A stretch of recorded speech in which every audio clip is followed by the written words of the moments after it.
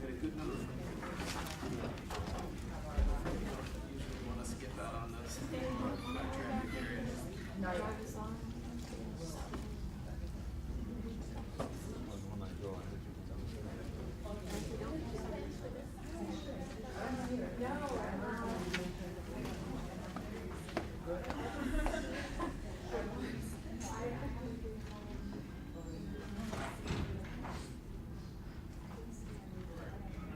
There's several groups here. There's Council, Cumberland County, Northern Virginia as well.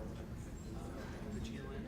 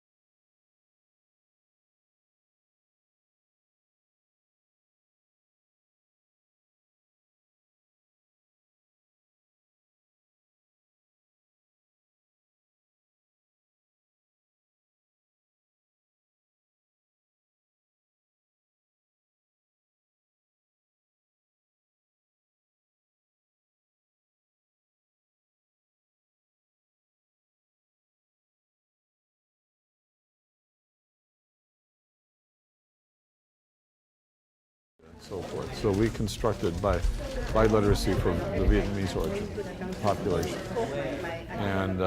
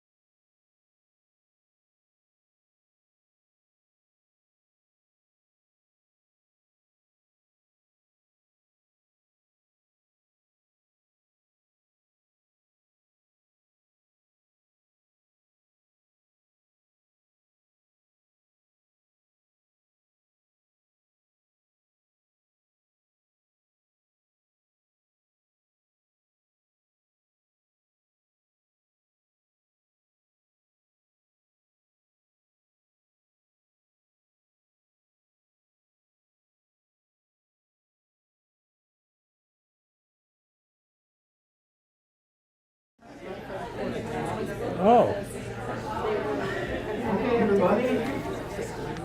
great. Well, if you ever want me to visit your seminar or something, I'd be happy to do that.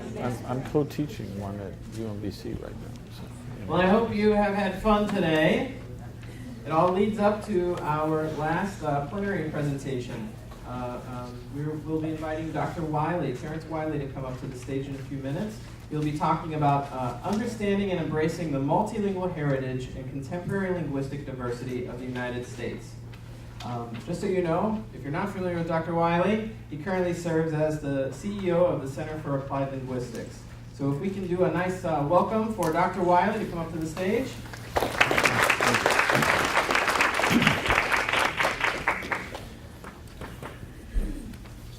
okay, I apologize. I'm going to have to look at the screen a little bit, so I'll be turning away from you occasionally.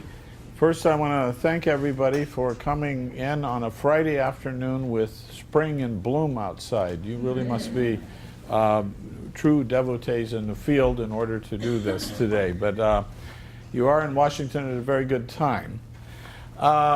This presentation reflects different aspects of my work and interests at the Center for Applied Linguistics and through my academic career.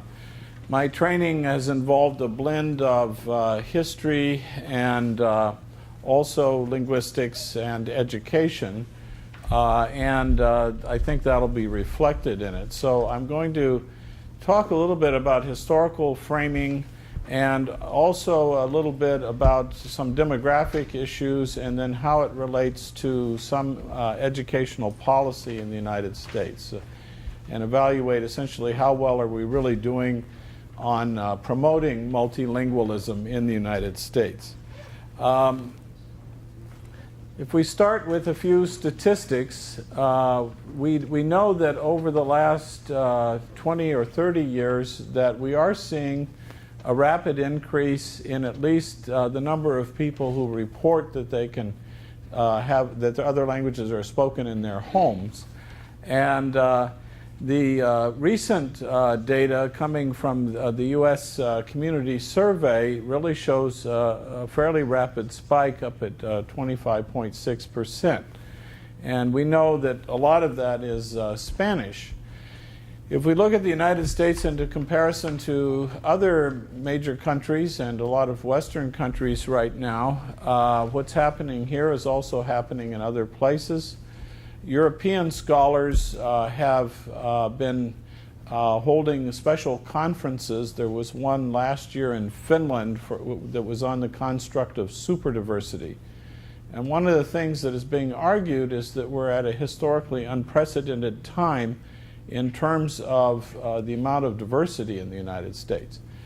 And although that may be true by some ways of looking at it, I'm going to argue that we've always had superdiversity in the United States, and even though we may have had times when immigration was more robust than at other times, that what we're actually seeing right now is fairly typical for our history, although the mix of populations is different for various reasons that I'll try to talk about.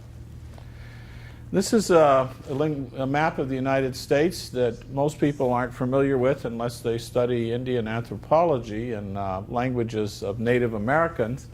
But this is an early linguistic map of the major languages that were spoken on the continent prior to Europeans coming here. And so one of the initial things that we see is that there was a high degree of linguistic diversity at the time that the Europeans first got here. If we look at the historical bases for why there is a lot of diversity in the United States, in addition to the indigenous diversity, which would be actually a fourth category here, the more recent bases for it have been immigration, territorial expansionism of the United States, which as we get a little further away from the 19th century, we usually don't think about too much, and then internal transmission through families and communities and other ways, social networks. So these are really the primary sources of diversity other than indigeneity. But indigeneity is important, especially when we think about the expansion of the United States that occurred through its history. If we go to the early colonial period, we know that the British colonies were along this region, and that there were French Canadians up here. The Spanish for a time controlled the area west of the Mississippi, and then later France controls that area. And we have something here called Indian Reserve. So that was a reserve at one point in time, but we know later in our history that this population essentially, to the degree that it did not assimilate, some of it did, was actually pushed further west. So again, when we think about the early history of the United States, we're already dealing with a fairly high degree of diversity. We have some data that we can extrapolate through the first censuses that were done. And here we're looking at the New England colonies right around 1776 when the country was first founded. And one of the things that's interesting to do is to look at the kind of categories of census populations that are used over time. And we begin to see that at certain times there's emphasis on one population and later on another. And a lot of times we have something that's called unassigned, and we have populations that are very broad geographical labels like African, but we know that this was a very diverse population. So in terms of the question, is the superdiversity of the United States now unprecedented, or have we always had a fairly high degree of diversity? How we answer that question is partly based on how we construct our understanding of the past. How do we construct diversity in the past? What are the sources of data that we can use in order to try to comprehend the diversity at that time? We don't have language data here. We do have ethnic data that can be sometimes a surrogate for the language data. So here we see in New England that we do have, in addition to English origin populations, we do have other groups, particularly from Europe, as well as a very small African population, and then some people that for whatever reason aren't categorized. And those may have been a lot of blended people, we don't know. So if we looked at the middle colonies, we see a very different mix. We see a larger German population, for example, a smaller English population. We see more Dutch. African here is showing up in much larger numbers, and this is an undifferentiated group. We know that the African population that was in many cases forcibly brought to the United States came largely from West Africa, but it was a very linguistically diverse population. So even when we see diversity at the level of this pie chart, if we start looking inside each of these populations, we would see yet more diversity. If we look in the southern population, you can see that the African population becomes larger than the English population. So very early on, the African population was a very important part of the diversity, and you can see that we still have other groups who are showing up in different areas of the country as important. Well, I said that expansionism was one of the ways in which the country became more diverse. And here, some of my friends from the Southwest like to tell me or remind me that we didn't cross the border crossed us. Okay, so a lot of times we tend to frame the diversity of the country in terms of immigration, but immigration isn't the only way that the country became diverse. When Napoleon was in trouble in Europe and he needed to raise money when he was on his second major campaign, he sold at a very good price the Louisiana Territory that was inhabited by both indigenous people, some French and Cajun people here, African Americans, some degree of Spanish and French all in this area. And of course here we still have Spain in control of this region. So, if we take a look now at 1790, just before that early 1800s acquisition of Louisiana, we can see that when the census focused on the white population, we can see the diversity among it at about almost 61% English, but also other groups, and then this unassigned group once again. If we now add in all groups, we can see that African American population at that time was almost 1/5 of the population, and that there is substantial diversity. And not all Native Americans even got counted, but they are showing up in those census counts. We have additional expansion of the country, and the United States essentially taking over the former colonial empires in the so-called New World of Alaska after the American Civil War. All of this area, which had Mexico had recently been liberated in its own revolution from Spain, and then this area is taken by conquest along with Texas, which is annexed by the United States, and then a few years later the part of southern Arizona, which is rich in silver mines and other kinds of things, copper mines in particular, was purchased by the United States. So again, the border crossed a lot of people, and then people were also crossing the border. So I'm again trying to emphasize the fact that we sometimes forget about territorial expansion when we think about the linguistic heritage of the United States.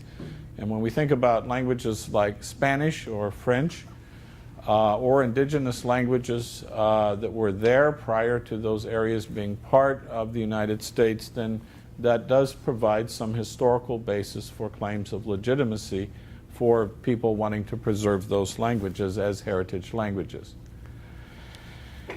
If we look at the Midwest of the United States, around the time that a number of states were forming, we see an interesting pattern. We actually start off in a number of places. Here's Minnesota, Iowa, the so-called Dakota Territory, and then that was originally South Dakota. But we see that a very high percentage of each of these populations, as these states were founded, were immigrant populations. And so at various times in our diversity, we had very high amounts of diversity in many parts of the country. If we come down to the World War I era and we look at various cities in the United States like New York, San Francisco, and other cities, we're going to find a very high degree of language diversity in those cities at that time.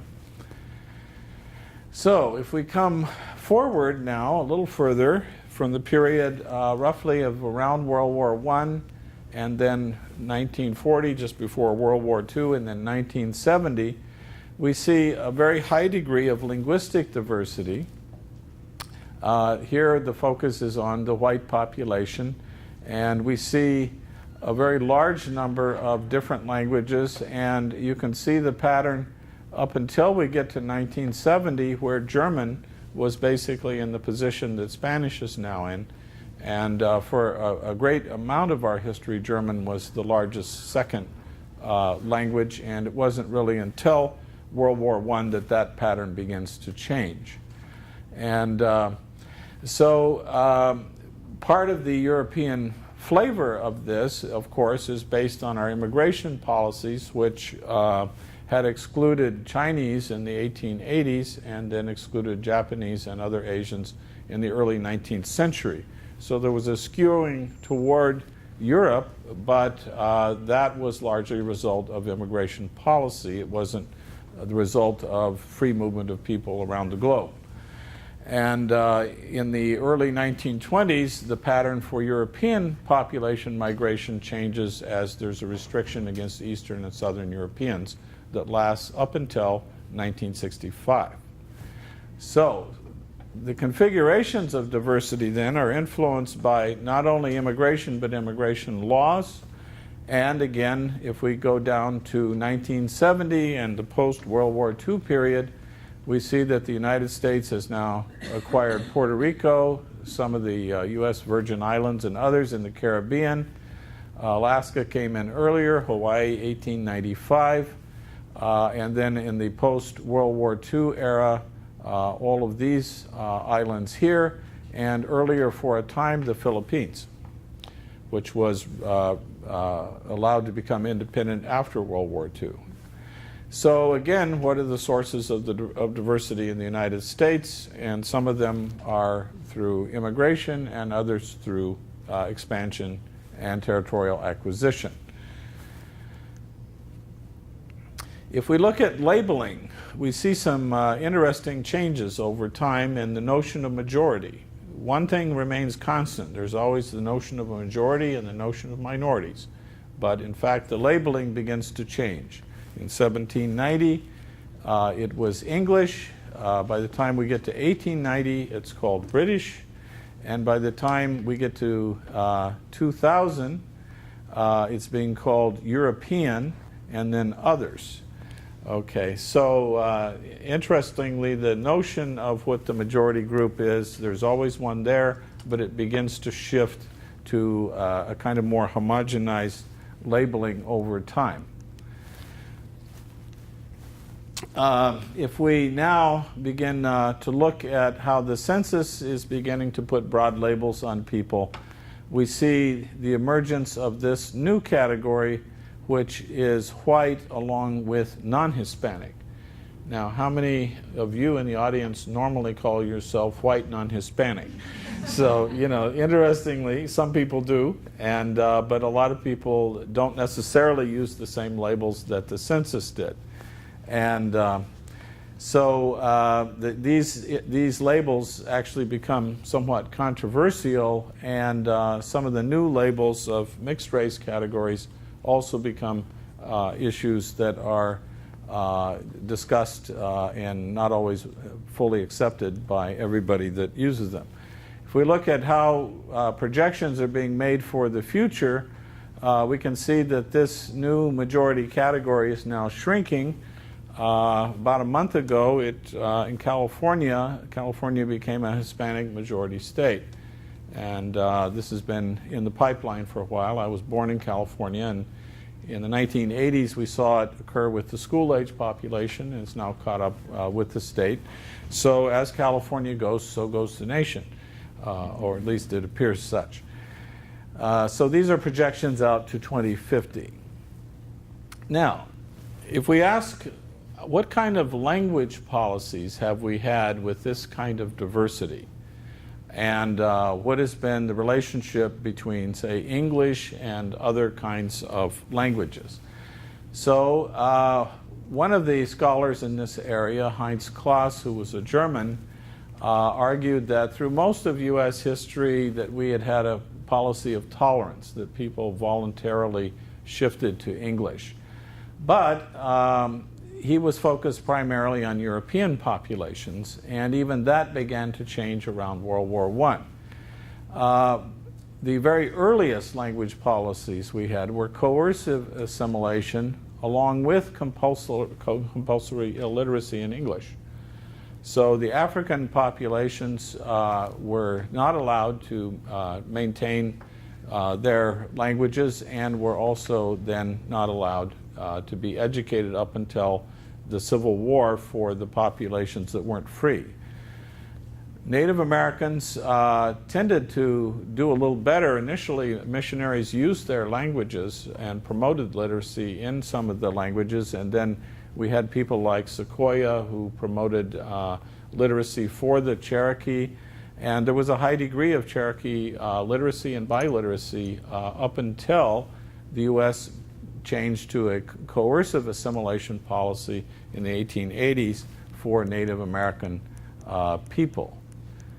And one of the slogans of the time was by Richard Pratt, who was a captain in the U.S. Cavalry, and he was charged with rounding up children and putting them on trains and sending them to boarding schools around the country. And so this is a very controversial part of our history, and this would be definitely an example of forced assimilation. And we still remain somewhat conflicted about how we feel about this today and about how Native Americans feel about it. Some of my colleagues who are anthropologists have been studying Native American youth and how they feel about their abilities in their languages and their loss of languages. And we know that there are important revitalization efforts underway. We had a speaker at the Center for Applied Linguistics this afternoon, David Bolio, who's former director of Indian Education, who talked about the new legislation that's being introduced into the Senate in order to try to promote Native American language education. But we also know that we're within a generation of losing most of these languages if we don't do something. But a lot of good scholarship is being done. My former colleague who's now at UCLA, Teresa McCarty, is one of the people who has been doing a lot of this work, and a number of other scholars have too. So we know that there's a shift for the European population which starts to occur in the late 19th century, and we start finding anti-German laws popping up in the Midwest around the 1880s and in the 1890s. And then with World War I and ultimately Germany becoming identified as the enemy, then there is a massive wave across the United States of the Americanization movement. And by 1919, 34 states had passed restrictive laws against the teaching of German. In some cases, some universities closed down German departments. And in particular, they didn't want little kids to learn languages at the time that they were most likely to learn them. So they raised the age for foreign language instruction in many states to 6th grade or 8th grade. And the idea was you can learn it as a foreign language, but we don't want you to maintain it as a native language. So this led, of course, then to a rapid decline of German, but it took until 1970 before Spanish finally caught up with and replaced German. This was also a period when we cracked down against Eastern and Southern European immigration, and as a result, we had an uptick in Mexican immigration because there was still a need for labor in the United States. And let me see. It's going to catch up, I hope. There we go. Okay. So, what about language rights in the United States? We're a country about freedom, we're a country about rights, and yet when it comes to language, sometimes we are less generous in the idea of rights than we are in other categories. We believe in free speech, but not always the right to use any language you want. And this is a shift that really began to occur during the World War I period. During the 1980s and 90s, there was a senator in the U.S. Senate who was an advocate for foreign language instruction, and he wrote a book called The Tongue-Tied American. And one of the points he made is that the period of Americanization, which was during the World War I period, really reflects this major shift that has occurred in thinking in the United States. And it's a time that speaking English and speaking it well became part of the litmus test of who should be an American, who really could be an American. So as we move forward now, we know that there is a very strong anti-immigrant movement, and that this, as I'll talk about a little bit later, even extends to children. I have a few, yeah. So we know that we're living in a time of contestation over immigration and rights, and that probably, if it doesn't happen with the current administration, fairly soon we're going to see a new immigration bill. And a lot of people won't like aspects of it on both sides, right and left. But obviously, language issues are playing in the background of the basic political struggle over the issue of immigration, who should have it, who is legitimate, and who is not. And so, are we a nation of immigrants? Well, the data certainly indicate that it's a substantial portion of the United States, and so yes, but we're also a nation that incorporated other people through territorial annexation or conquest. Children are becoming at the center of this debate in particular, and there is a movement, including some senators in Congress right now, who want to remove the right of birthright citizenship, which would overturn the 14th Amendment to the Constitution. There's actually been considerable discussion about this, and so the issue is not only language as a human right, but the issue of education as a human right.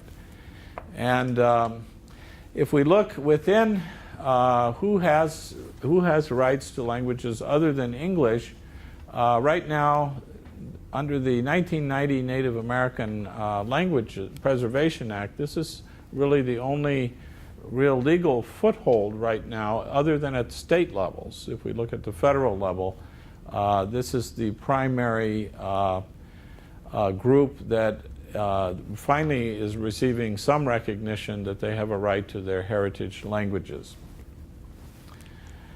There was a major Supreme Court case over the right to educate non-citizens that took place in the 1980s, and there was a child named Doe who fought a local school district in Texas. The local district said, since the person isn't a resident, we're not obligated to teach him. And the Supreme Court at that time basically argued that, in fact, children, as a basic human right, had the right to an education regardless of where their parents were from or what their parents had done. And so far, it's being contested again, but so far that case is holding up. This is important if we think about the population of the country, because perhaps as many as 7% of the children may be undocumented, and as many as 1/3 in our schools are immigrant children, and most of them are not going away. And we have families that are mixed with some children who are documented, some who are not. And so from a family perspective, we can see this is a complicated issue that families themselves potentially could be split up depending on how this issue is ultimately going to be resolved. So the reasoning in this case, Plyler versus Doe, which is this famous case in Texas, is that basically the federal government had a slightly stronger hand in determining civil and human rights than the states did. But we are seeing across the country a lot of contestation about the reassertion of states' rights, which have generally been associated with things related to voting, or previously, prior to the Civil War, in debates over slavery. So the states' rights argument versus human rights versus civil rights is still with us today. It hasn't been fully resolved in our legal history. So some of the things that were acknowledged in the Plyler case was that the U.S. really has encouraged, through lax enforcement or whatever. We see a difference now with walls being built along the southern border and so forth. But even the impact of NAFTA, according to some experts, has actually forced out workers in Mexico from local economies with nowhere to go. Now, I would also note that we're seeing a demographic shift in Mexico, which may begin to alter this. We have two things that have slowed down Mexican origin immigration in the last few years. One is the Great Recession, and the other is an actual demographic shift in the Mexican population, which is now becoming an older and slightly wealthier population. So we may not in the future begin to see the same levels of Mexican immigration that we had, and the Mexican economy has recently been outperforming Brazil. So, as that situation changes economically and demographically, we may see a slowdown in Mexican immigration. The only reason the United States, by the way, has not been declining in population is because of our immigrant populations. if we take the native populations in the United States, we are below replacement. And we would be looking at situations something like Japan or Germany or other countries where the birth rates are becoming low. And there are certain social consequences associated with that. So, but anyway, we do have this strong association between an anti-immigration sentiment and essentially an attack from the right on language rights and on certain educational rights. So there are scholars who are dealing with this issue. For example, this is from Vi Ramanathan, who is a professor at UC Davis, and she's been looking at this not only within the U.S. context, but as a global phenomenon. And in a journal that I co-edit, Language Identity Education, she also co-edited a recent forum discussion on the implications of these debates over citizenship that the United States is not alone in, other countries too. Work is going on basically in looking at policies such as those in Arizona or California where structured English immersion is the law of the public schools, and they make it very difficult for anyone to do bilingual education. But there is a move in some places now to reverse these kinds of trends. And among some of the scholars who have been looking at these issues both in U.S. and in global contexts are particularly people like Jim Tollefson, and I just co-edited the review of research and education from the American Educational Research Association, and that volume just came out 2 weeks ago. So a lot of people are very interested in these issues. So let's go back to the present for a moment, and let's think a little bit about what's happening with different languages. And you can't see this very clearly, but here's German, and you can see German's going down. And if we can find Chinese, we see that it's going up. And so Chinese has been a growth language. Spanish just remains strong and growing straight across.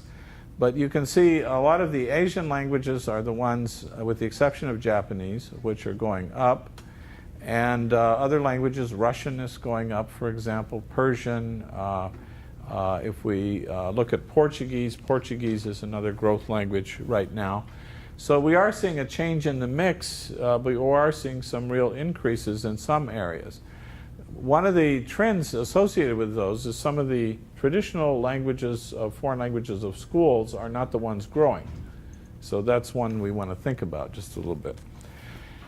But if we ask, okay, the diversity, linguistic diversity of the country is going up, but what's happening across generations, we see a different trend. And that is that the first generation, if we take Spanish as the example, some studies done by the Pew Hispanic Center that Ruben Rumbau was involved in, we can see that the first generation is strong, second generation we're leveling off, and by the third generation we're beginning to lose the language.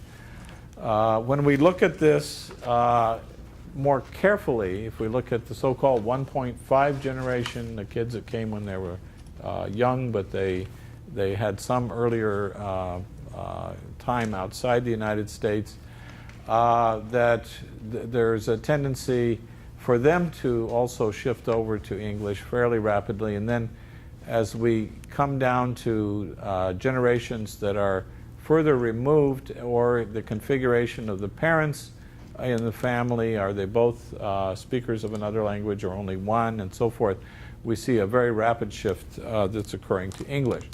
So the bottom line here is that, as Ruben Rumbau has said, that what we're really seeing is that we're very good at not keeping languages alive that are brought into the population, and there's a very rapid intergenerational shift. And Rumbau sees this as a problem because we're losing a resource that we actually have. The one thing that we do know is people generally will learn English. 98% of the people in the United States claim to speak it at some level. But we are also seeing that we're not building and maintaining this when we look at the data on intergenerational shift. What about other places? Let's look at Europe. How does the U.S. compare? So in Europe, we see a lot of the citizens are in fact able to converse in more than one language, and some do this on almost a daily basis. Increasingly in Europe, however, that language is becoming, the second language is English, if they don't come already from England. So roughly 25%, 26% of the US population live in such homes, but in the EU we can see that it's much higher. So is that a good thing or a bad thing? Well, if you believe in linguistic homogeneity, I guess it's good that we're not as linguistically fluent as Europe. But if you don't, then you begin to look at other things. And if you believe that there is some relationship between language and being able to sell products around the world or converse with other people or train diplomats or other things that we might see as worthwhile, we can see that the United States is way down the list at the average age at which students begin to study English, or second language other than English. And if we look at the idea of even a third, we're just way off the charts with that. But we do have some countries that we're in league with, New Zealand and Australia. So some people have tried to actually look at the relationship between language and GDP. And this is fairly sketchy science here. But the idea that English is the world's global language and all of that, well, it certainly is compared. It is the #1 second language in the world. But if we look at a current trend that's been going on in recent years, the relationship between GDP and economy, English is actually losing its share as dominant language with GDP associated with it. So that's one to continue to watch. According to some recent data, though, China's going to start falling off by 2050 because the one-child policy is going to catch up. So another one to watch will be ultimately what happens with Spanish or Portuguese. So what's the U.S. government doing about this? Well, the Bush administration passed something called the Critical Language Act in 2006, and it promotes partnerships among the various federal agencies, and they have the goal of increasing proficiency in what we call critical languages. Critical languages are ones that are either important for national security or for economic reasons. So you can see the ones on the list here. And nevertheless, if we look at what's happened with funding in recent years, we've seen dramatic cuts in federal support for foreign language education, apart from the critical languages. We do still have the Fulbright program when we send some people over, and we have exchanges, and these are all things that we would see as positive in promoting language education in the United States and linguistic capacity. But when we look at the bottom line, we see huge cuts that have occurred in the last few years. And a lot of this is in the Title VI funding and programs, some of which are for elementary school children and so forth. Well, Cal, the Center for Applied Linguistics, has done surveys on this. ACTFL has also done surveys. Ours is a little bit different. They try to find enrollment data, but they can't get it from all the states because all the states don't even track the data that well. And we have tried it with calling people around the country, and Nancy Rhodes on our staff in particular has led this effort. And we do see some trends over time. This is 1987, all these green ones, and this is 1997, and this is 2008, the red ones.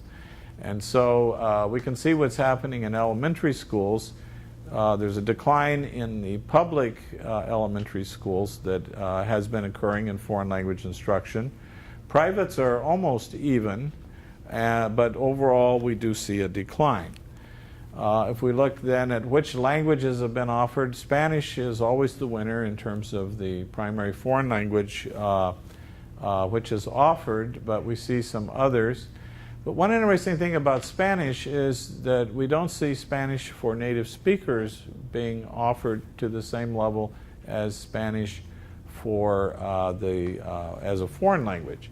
And we might consider that odd given that we have at least 35 million people in the country that are speakers of Spanish, so why are we teaching it as a foreign language when in fact the U.S. is probably the fourth largest Spanish-speaking nation in the world.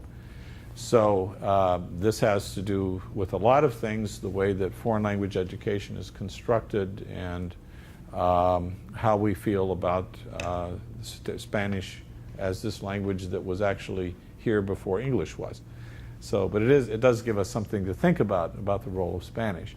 We hear a lot about Chinese. Well, we're showing increase, but it's still small, even though when you're starting with very little, you can get 300% increase very quickly, but it's still in raw numbers, it's very small. In middle schools, we see a slight decline, and high schools are pretty close to even, but if we basically look at the trends, other than in private schools, the trends tend to be downward.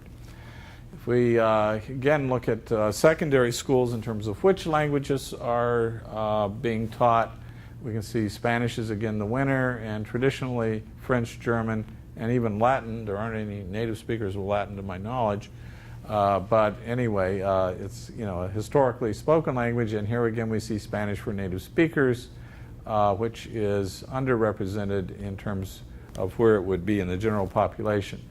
We hear a lot about Chinese. If we were able to do this survey today, I think Chinese would be up a little higher, but it would still be rather small in comparison to these other languages. So again, the trends are not really promising. The federal spending is not really promising, although if we look at the population, we have a lot of linguistic resources in the population. So what about higher ed? Well, we see that over the last number of years that there tends to be, Spanish is the winner. And if we go to places like California, we see that a lot of the kids, young people in the university system in California are actually heritage speakers of Spanish who are going back to school, and they're learning it if they have been able to get into college. So there is still strong interest in the country.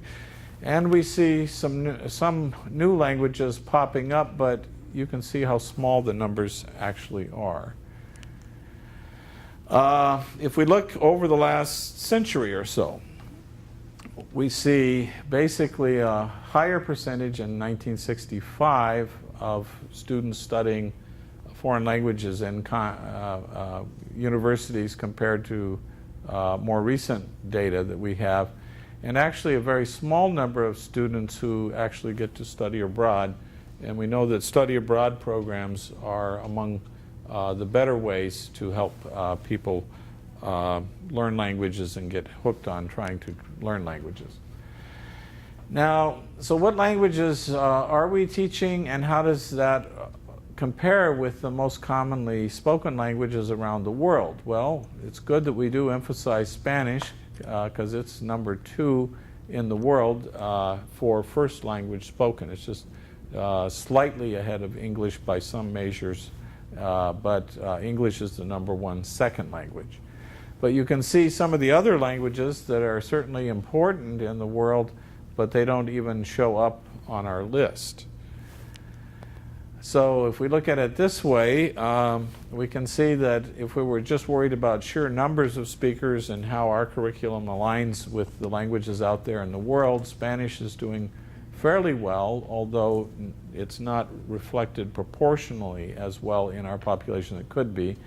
And the only other language that's beginning to show up here is Chinese, but look at its position in the world, the number 1 first language spoken in the world.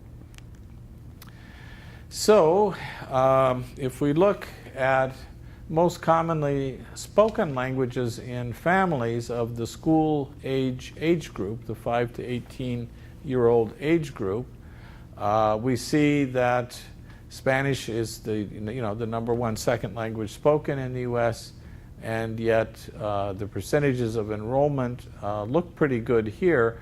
But if we were to look proportionally again at the actual number of Spanish-speaking kids, the majority are not studying Spanish, even though these numbers are pretty good. Chinese is getting a lot of attention, but in fact, Chinese is only fractionally taught it's not up to its proportionality in the population, and you can see these trends with the other languages here. So if we look at the age structure for Spanish, we need to go up somewhere above the roof to put the proportionality here. But this is the secondary school age population, and these are the resources that are existing out there, but we're not necessarily matching them with the opportunity to learn those languages in the schools.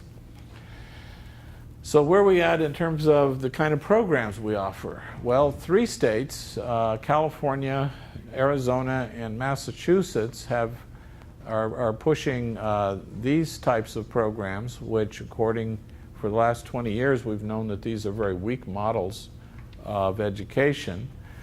And if we look at the strong ones, well, the good news is that a lot of private schools, IB schools, and people that are upwardly mobile tend to put their kids in dual language programs if they can find them. So this is the gold standard, and yet it's not policy in many states, and it's not being pushed in federal policy. So there are some good signs. The IB schools in particular, the Center for Applied Linguistics right now is doing research on international IB schools which endorse multilingual policies, and we're studying them in Mallorca, in Quebec, Japan, China, Ghana, and we may have several other sites. Mexico City is another place that we're looking at this. And again, this is the gold standard, and frequently kids who would attend these schools tend to be upper middle or upper class.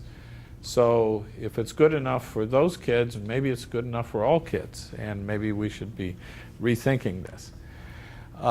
If we look at other trends, even in California, which has an English-only public school policy for the time being, we see that people are starting to find ways to recognize bilingualism among student populations. So California, New York, and several other states are working on giving students, when they graduate from high school, a seal of biliteracy to kind of certify what they've been able to accomplish.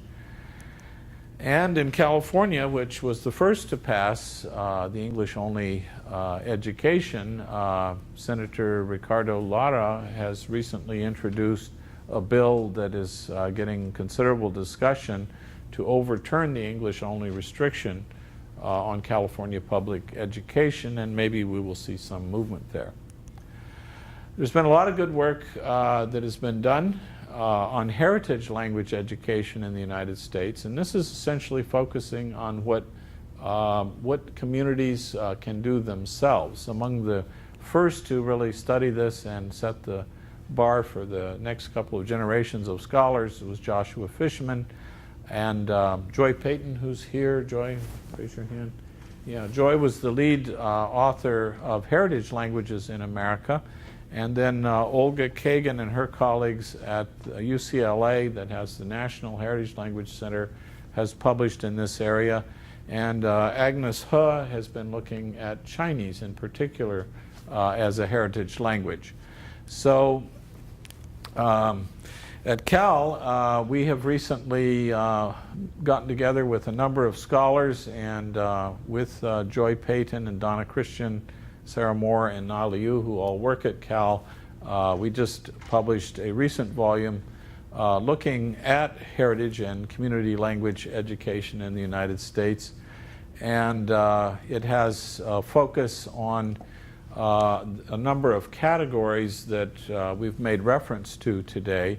The idea of heritage languages within the community or within Native American populations, the ones that are commonly taught, the ones that are called critical or that the federal government is placing priorities on, and then those that have strong community connection.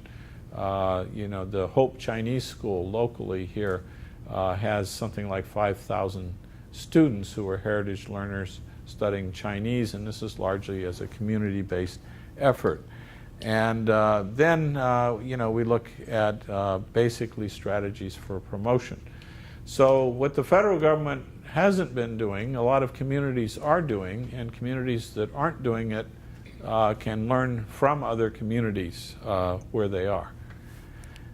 Okay, and these are some other publications that Cal is working on. Cal has long been an advocate of a two-way or dual immersion education. And so if we look at the conclusions, we do see a failure to tap into the resources that we really have in the country. There's has been a failure to understand the special status of Spanish. Businesses and marketing people certainly understand it. Univision and Telemundo are very large, markets for the public media. And given some of the problems that we've identified, there are solutions: dual language education, grassroots heritage efforts, and increasingly dual language programs that charter schools, IB schools, and private schools are endorsing. And if they're good enough for them, they're probably good enough for public schools too. So the status of language rights in the U.S. has been always a little bit tenuous, but there is room for community-based efforts in order to promote these. And with that, I have several bibliographies that I've drawn from, and there's lots of work that is of relevance on this topic. So I want to thank you and allow a little time for questions.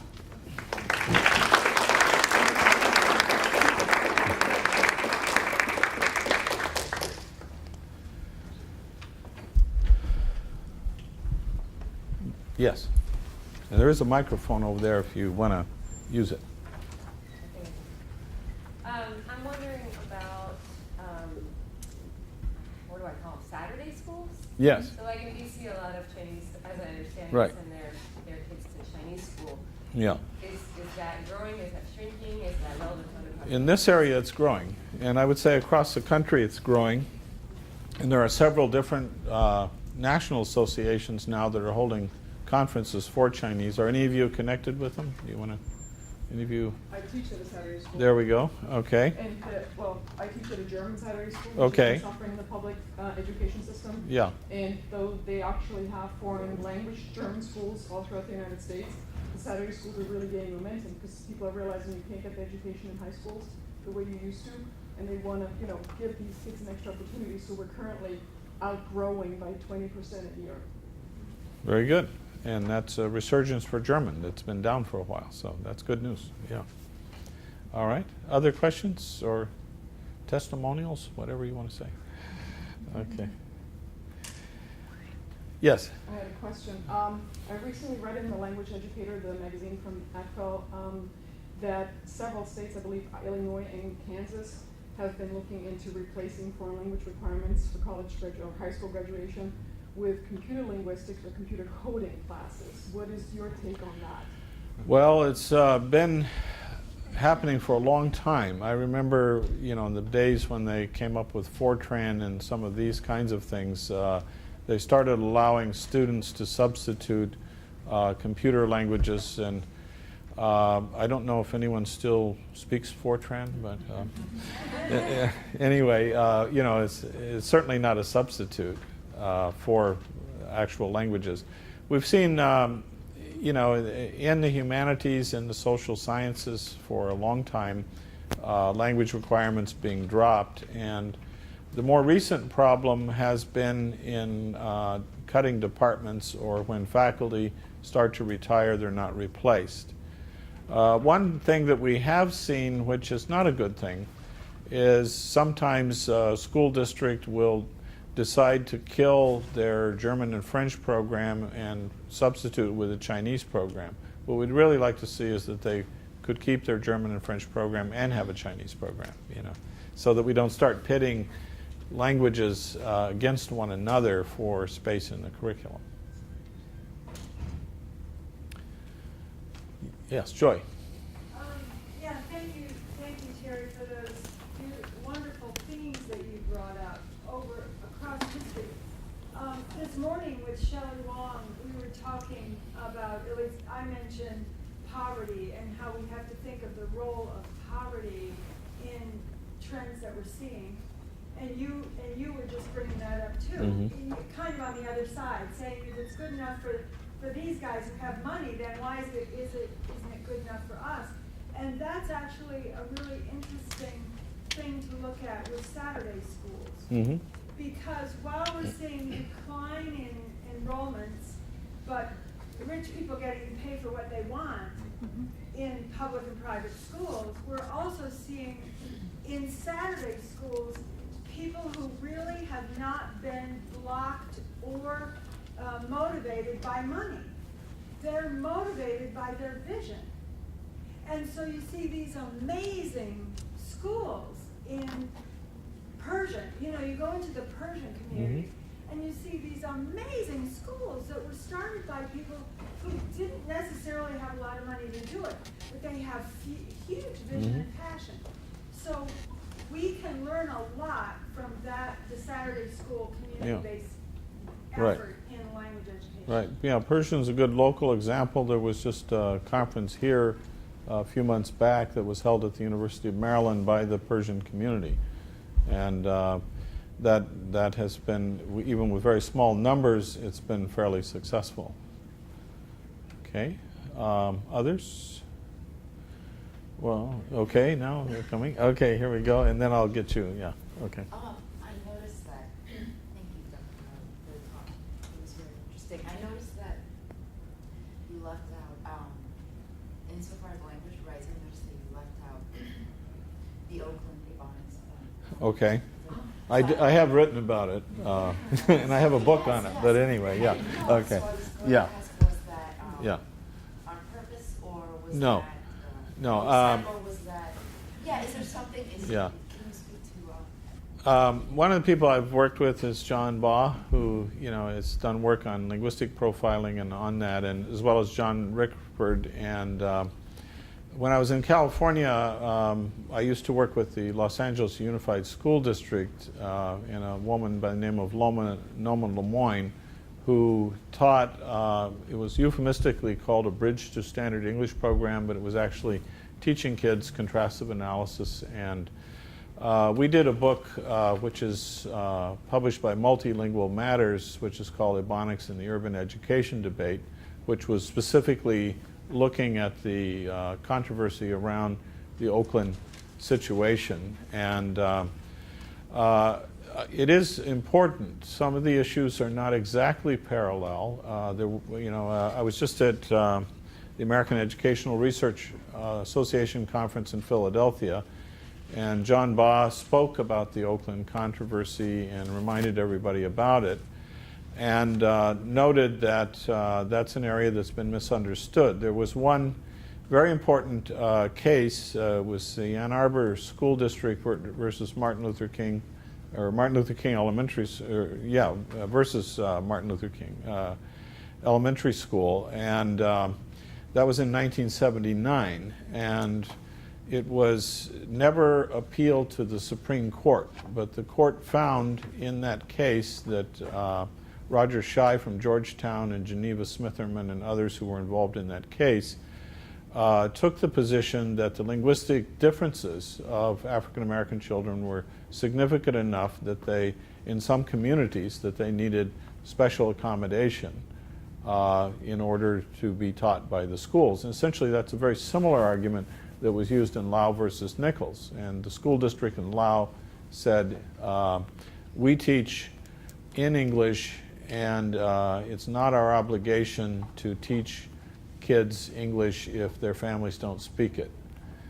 And the Supreme Court, in a 7-2 decision, said that's ridiculous. Okay, which it was. And in the Ann Arbor case, the school district actually accepted the decision and then did provide a program of accommodation.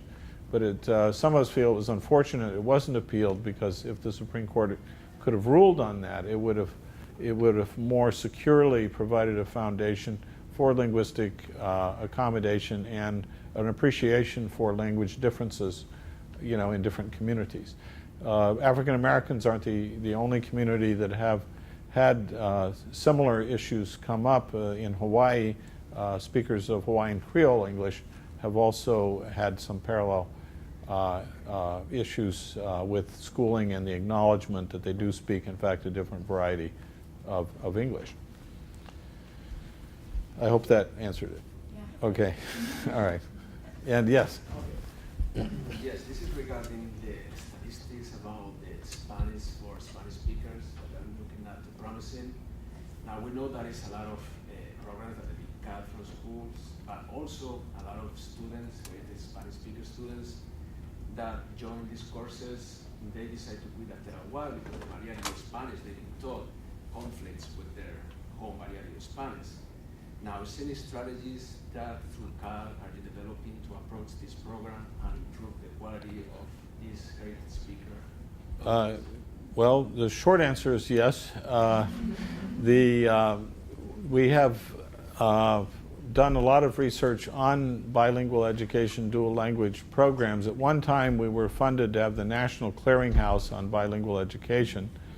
And we also have programs for content-based instruction in English for non-native speakers. The SIOP model in particular, we do teacher training for about 70 school districts around the country right now, and are working in the DC area, but also in other states and in New York and other places. So regardless of whether you're able to use bilingual ed or if you're only able to provide instruction through English, there are still accommodations that can be done, and CAL is a long history of engagement in that. And if you go to our website, www.cal.org, you can find more resources there, and we'd be happy to talk further with you. Yeah. Okay, I got a stop sign shown to me.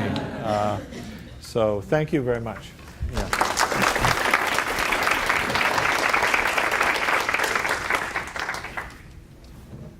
Thank you, Dr. Wiley.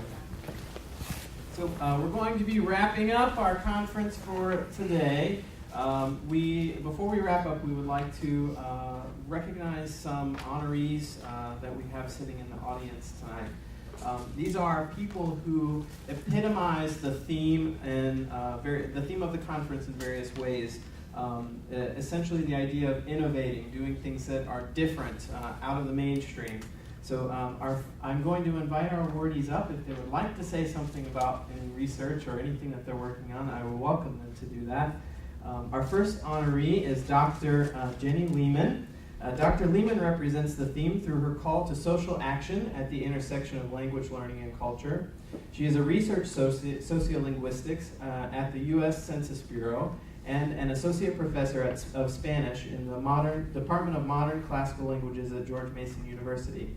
She's currently focused on ideologies and discourse of language, race, ethnicity, and nation, the sociopolitics of language and education, and the critical pedagogy of heritage languages. So I would like to recognize the work that Dr. Lehman is doing. If she could please come up.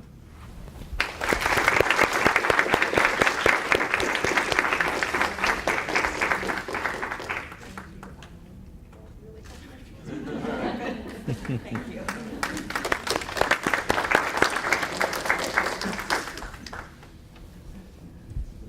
Our next awardee is for the award for Learning in Community. And this is going to be given to the Global Language Network, or the GLN. The Global Language Network's initiatives and inspiring efforts to make high-quality instruction is such a wide variety of languages and cultures accessible to the DC area represents the innovative nature of what CLLC is meant to encompass. So I would like to bring up the CEO of the GLN, Zarko Palankov, to accept this award.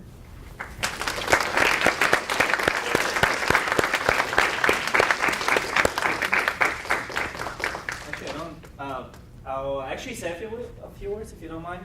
I guess it gives me a little bit of time to hold this longer. But real quick, because actually, Dr. Wiley was talking about it at the very end of his speech, about community-based programs, and that's exactly what we are.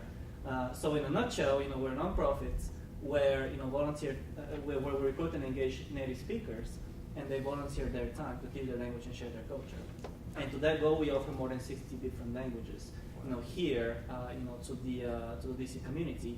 And the way we're able to do that is precisely because we're community-based and have all these people who are involved, and it's our outstanding teachers who are, who are basically volunteering their time and their dedication that allows us to, to do that. And I hope that such a model, and that's something that, we started in 2008, so we're, fairly young, but it has huge potential, and we can, down the road, the vision is to actually replicate it in different communities. But that's just one, I don't want to say easy, but creative way to promote language learning and then bring languages, to different people. So if you want to learn more, because I think it's relevant to to this crowd, it's the Global Language Network, our website, thegLN.org, and we actually do have our annual signature event coming up in 2 weeks from tomorrow, April 26th, GFest. It's a Global Languages and Cultures Festival, where we bring different organizations, different embassies, to promote their language and culture. So Saturday, April 26th, 2 to 5 p.m. downtown DC. You can check this, on the website and get involved in one way or another. It's a great place to learn your languages, teach your language if you want to teach, or even support us in other ways and contribute to your expertise, to what we're trying to do as far as promoting language learning. And special thanks to to Kevin and VAU for recognizing what we do. You're pioneers in giving us our first award, and I appreciate it and I congratulate you on a very successful first conference. And I hope there are many more to come.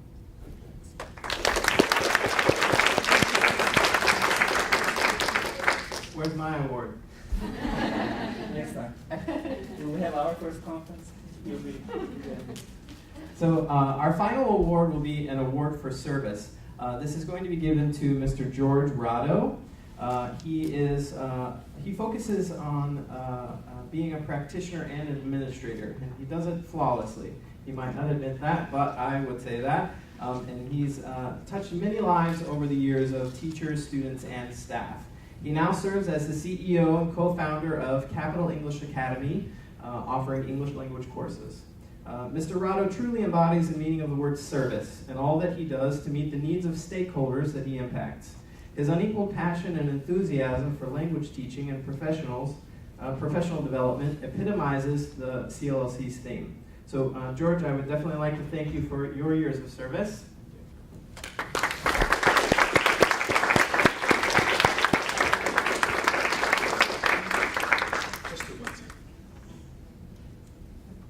Thank you, Kevin. I'm not going to say much because it's Friday night. Everybody's thinking about going home already.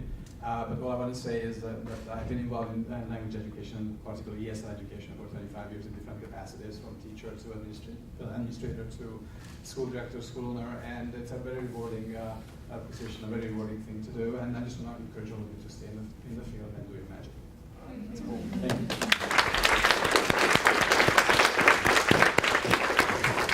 All right, so we are at the end. I'm going to do a couple things just so that we are wrapping up successfully. There is a form, actually, at the desk that you can pick up that is a survey about the conference itself. Please be honest in your comments. These are things that we'll work on for next year. We have some challenges with our current campus with lots of different buildings to go to, so what we're trying to do for next year is to have one place where all of the events will be housed. So I'm definitely looking forward to next year. In regard to next year, in the back of your program, you can see in the next to last page information about our conference for next year. So our focus for next year is going to be on next-gen assessment. And we are definitely looking forward to it. We're already getting prepared for next year, so I definitely hope to see all of you here again. And there is also information about proposal submission if you are interested in submitting abstracts for next year's conference. And before I finally wrap up, I have some thank yous to do. So I would like to thank Dr. Wiley for coming out today. I definitely appreciate him to come. And he has an extremely busy schedule, so he definitely graced us with his presence today. So Dr. Wiley, thank you for coming today. Thank you very much. Thank you. And a final person is somebody that's very special to the conference itself because she was one of the people that helped organize it with me. So I would like to thank Dr. Rebecca Sachs.